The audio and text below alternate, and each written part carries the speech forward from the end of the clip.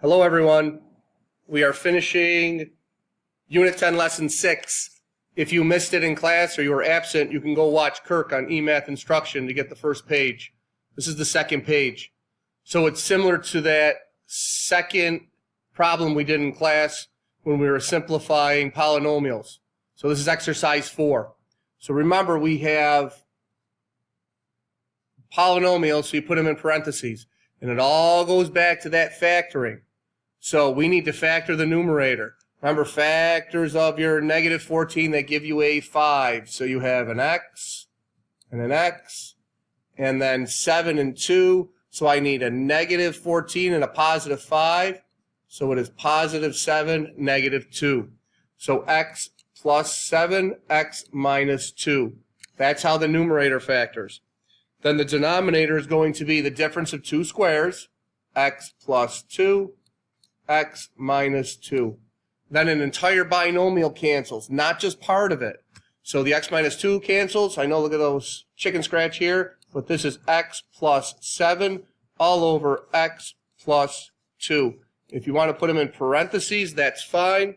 So that way you don't try to cancel those x's. That's it. That's simplified. The next one, again, binomials, put them in parentheses.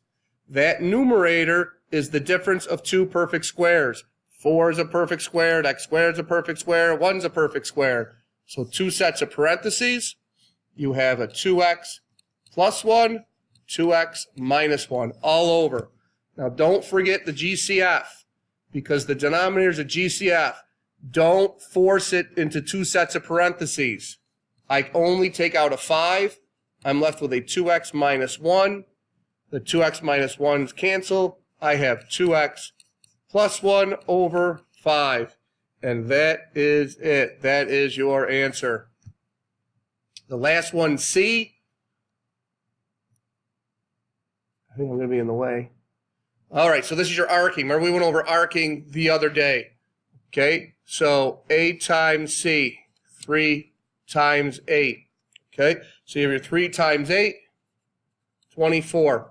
Factors of 24 that give you 14, 12 times 2, 24 and 14. So you have your 3x squared plus 12x plus 2x plus 8.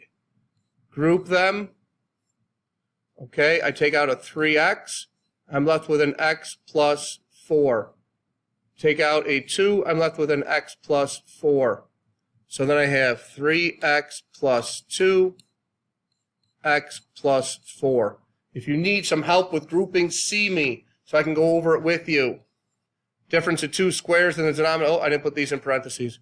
Difference of two squares in the denominator. So you have x plus 4, x minus 4, x plus 4's cancel. You are left with 3x plus 2 all over x minus 4. That is it. Okay, that's simplified. Now this next part is usually on the exam. So special type of factoring occurs. You see how the x is first and it's second here. Y is second here, first here, but the sign is subtraction or negative. Okay, if you have numbers, it's fairly easy because you just have 3 over negative 3, which is negative 1. That's it. Here you have 12 over negative 12, which is negative 1. Done. But when you have the next part, which is, I gotta extend, there it is, extend the page.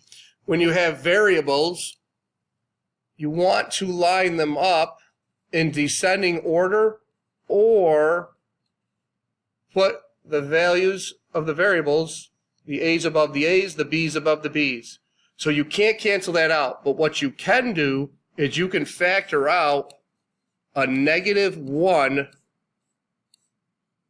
from either the numerator or denominator, and then you have an a minus b, and it gives you a negative 1 because these a minus b's will cancel.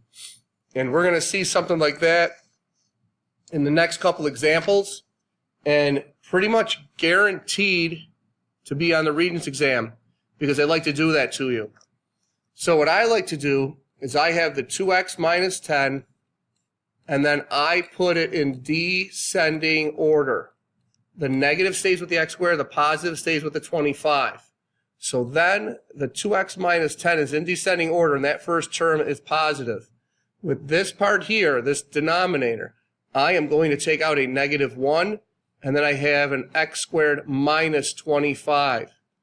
So I have the first term is positive again. Now factor the numerator, take out a 2, you have an x minus 5. The denominator, you have that negative 1, and it's just a difference of 2 perfect squares.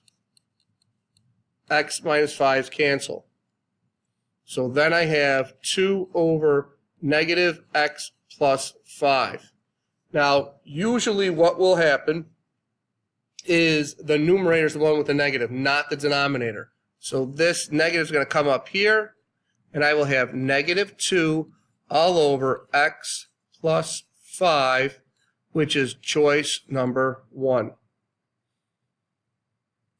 And in exercise 7, same thing. I have the x squared minus 6x plus 9 polynomial in parentheses.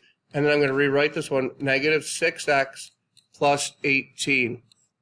The numerator is all set. It has the x squared positive. So I can just go and factors of 9 that give me 6 are negative 3, x minus 3, x minus 3. Now the denominator, you want to take out that negative. So you also want to take out GCF, okay? So I'm going to take out a negative 6, and I'm left with an x minus 3. Now let the numerator help you. Usually something's going to cancel. Since they're both x minus 3's, hopefully that's what you're going to take out. So then you have x minus 3 all over a negative 6. And then like I said, they like to have the negative in the numerator.